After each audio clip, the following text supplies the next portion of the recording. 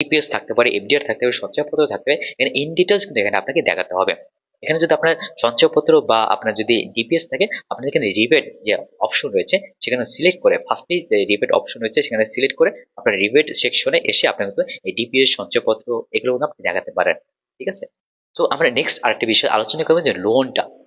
ধরুন আপনার লোন 1 বছর আগে আপনি নিয়েছেন 5 লাখ টাকা, আপনি এই লাস্ট এই 1 বছরের ভিতরে আপনি 1 লাখ টাকা পরিশোধ করছেন, তাহলে আপনার এন্ডিং ব্যালেন্স কত হলো? 4 লাখ। এই 4 লাখ টাকা কিন্তু আপনার এই যে পরিসম্পদের মানে সম্পদের ঘরের নিচে দেখবেন লাইবিলিটিস একটা পার্ট রয়েছে, সেখানে কিন্তু এই আর আপনার ক্লোজিং ব্যালেন্স সেটা কিন্তু আপনার এখানে দেখাতে হবে।